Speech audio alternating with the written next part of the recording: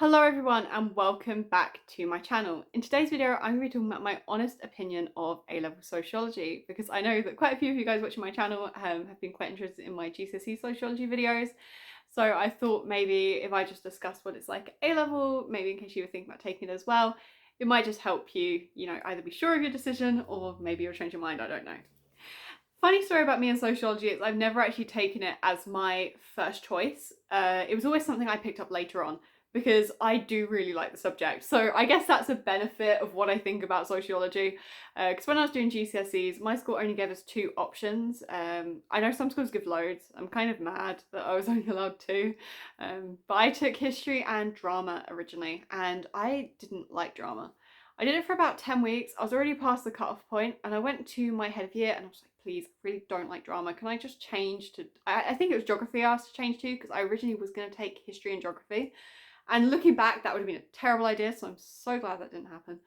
No offense to people who like geography. But yeah, then he said, no, there's no room in geography, but there is room in sociology.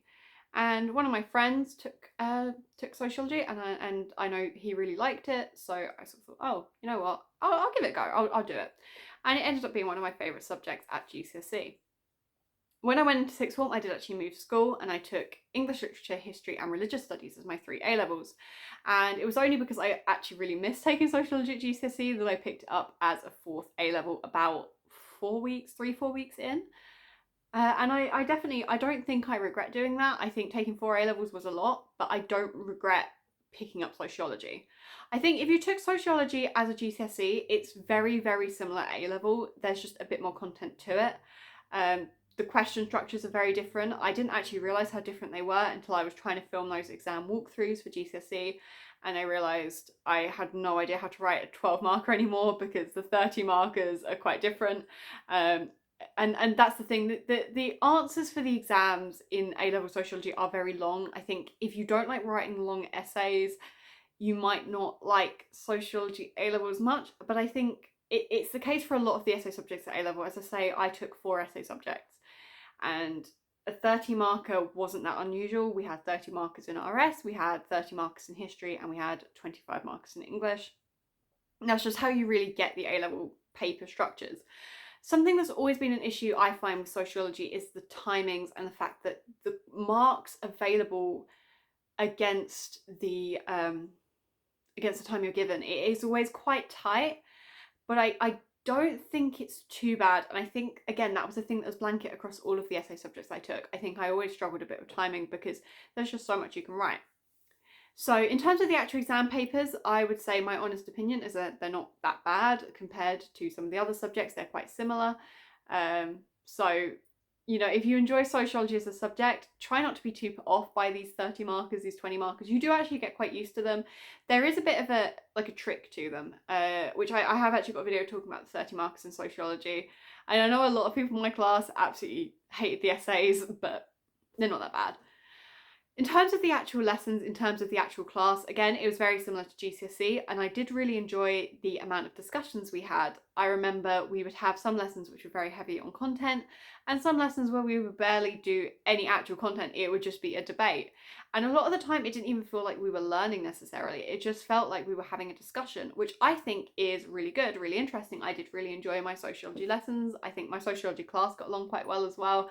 We had a variety of opinions, so sometimes it would descend into a little bit of chaos, but I think that's always good when you're trying to look at different viewpoints, which you do need to do in sociology.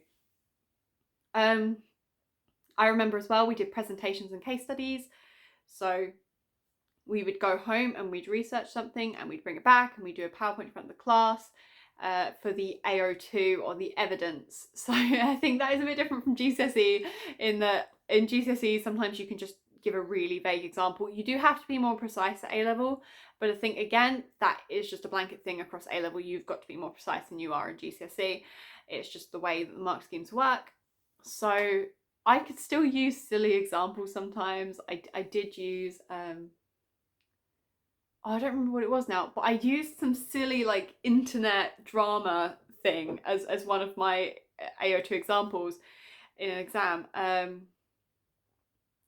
yeah, no, I don't remember exactly what it was, but it was some online drama, and I used it in my essay, and I did get marks for it. As long as you're precise with it, it doesn't matter too much. And I just think sociology is brilliant, honestly. In terms of resources as well, it's really easy to find resources for A-level sociology. You've got the Tutor2 videos, the Tutor2 articles, you've also got JSTOR articles, you've got articles from the sociologists you read, and there are so many books and texts that you can do further reading with. I have got a video as well on A-level sociology further reading. You can actually read some of the studies you learn about, one of my favourite being Willis's study. I quite liked reading that book. It was a little while ago, so I don't really remember the content so much, but I remember I enjoyed it. So that is a good thing. And you can also revise literally just by reading the news, because a lot of the time that's where you're going to get your AO2 examples. Sociology is literally everywhere. Yeah, in terms of workload, my honest opinion is sociology is one of the easier A levels, but it's also one of the harder A levels. So obviously I can't comment on the sciences because I didn't take the sciences, but compared to my other A levels, I would say sociology was the easiest to remember things for, and it was the easiest to get marks for in the essays, but also there was a lot of content. So compared to something like history, where you have to remember, you know, this specific date and you have to remember this specific quote, and to write an essay, you've got to get this really specific structure. I think that for sociology, it was more just, if you remember vaguely what a sociologist says for each topic, you can kind of go off of that, and you should be okay. Just remember like a few sociologists and you should be fine. I don't really know how to describe it. I just found it easier, but I don't know if that's because I took it for GCSE, and because I took it for GCSE, I already had a lot of this content revised and memorized because I'd already taken it before. But honest opinion is it wasn't too tricky once you got the hang. Like once you get the hang of it, it's not too tricky. There's just a formula to it that you just have to kind of crack. Whereas something with A-level English is something that I found the hardest because there's less of a formula to it. And that's sort of my honest opinion there, is that it's not so difficult once you actually get into it, because you just keep doing the same thing. And as I say, the lessons are, it's just a debate. You're just having an argument. A debate is fun. In terms of revision, I think it's one of the best ones you can revise for as well. You know, you got my top trump cards that I've made a video about. Yeah, I would say if you enjoyed it at GCSE, if you took it at GCSE and you enjoyed it at GCSE, you would definitely like it at A level. It is very similar. And if you're thinking of sociology as a new subject, it's very much just, sociology is everywhere. You'll just get to have really interesting debates, and if you've got a good class like I did, brilliant. Had a good teacher as well. My teacher, honestly, the way that she taught us sometimes was brilliant. We'd have lessons where we just sat and watched documentaries. We had competitions, like who can create a word search for the sociologist names. You could even do like crossword puzzles.